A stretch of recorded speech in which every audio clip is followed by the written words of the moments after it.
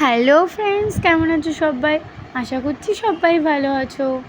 তৃষান mummy daily ব্লগে একটা ভিডিওর সাথে সবাইকে স্বাগত জানাই। দেখো, আজকে বিকেল বিকেল আমি রেডি হচ্ছি, রেডি হয়ে কোথায় একটা যাচ্ছি। তো কোথায় যাচ্ছি জানতে হলে ভিডিওটা অবশ্যই কন্টিনিউ দেখতে থাকো।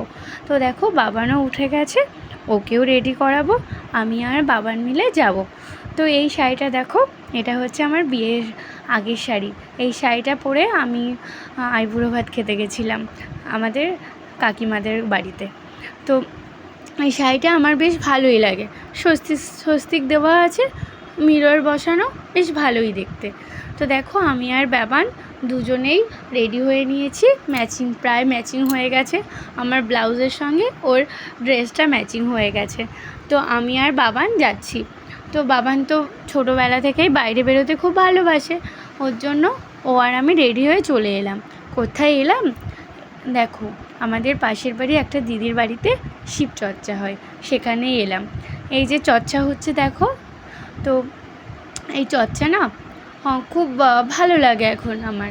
তো এই আমরা যেমন হচ্ছে রাধাকৃষ্ণ ঠাকুরের নাম সংকীর্তন করি, আর এখানে হচ্ছে ভোলে বাবার নাম সংকীর্তন।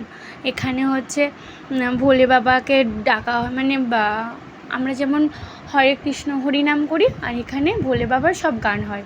যেমন ধরো ওই বম ভোলে বম, তারপরে হচ্ছে ওই অনেক আরও যেই সব গানগুলো আছে, বাবা তারকনাথের জয় টয় অনেক গান আছে, সেই সব গান হয়। আর এখানে দেখো একটা বুনিও ছিল, তো তৃষানবাবু বুনিকে আদর করে নিচ্ছে। দেখো, আদর করে আবার হচ্ছে দেখছে। আসলে ও জানি না কেন ছোটোবেলা থেকেই, তো ছেলে হলে ঠিক আছে একটু খেলা করতো, আর মেয়ে হলে না বেশি খেলা করতে চাইতো না, আমি জানি না কেন। তো আর সেভাবে তো কোনো বাচ্চার সঙ্গে মেশেও নি এত ছোটো বয়সে, ওর জন্য হয়তো। আর দেখো, বাবা এখানে বসে বসে করতাল বাজাচ্ছে। ও না সেই সময়টা খুব ভালো করতাল বাজাতে পারতো। এই ভিডিওটা কিন্তু আজ থেকে প্রায় 1 বছর আগেকার। তো দেখো, সেই সময় ওরা খুব ভালো করতাল বাজাতে পারতো। তো আর খুব নেচে নেচে গান হচ্ছে, নেচে নেচে গান করছে, বাবার তো খুব ভালো লেগেছে, আর আমারও ভালো লাগে, তো আমি যেতে পারি না তাই। তো দেখো, ওই সবাই মিলে গান করছে, কীর্তন করছে, তারপরে এই যে সিঁদুরের টিপগুলো পরাচ্ছে, সবই ভালো লাগে। তো এই গানগুলো না আমি তোমাদেরকে শোনাইনি, একদিন শোনাবো, কারণ আমি ভাবি যদি গানগুলো শোনালে কপিরাইট চলে আসে, একটু ভয় লাগে, তার জন্য।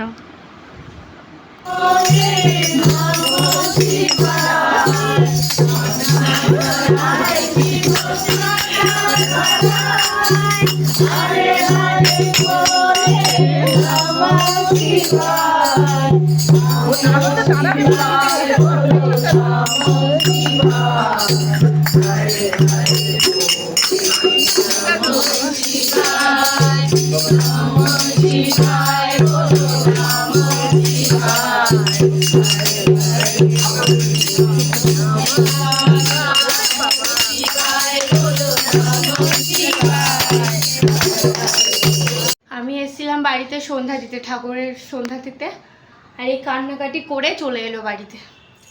খুব দুষ্টু হয়েছো তুমি, খুব দুষ্টু হয়েছো।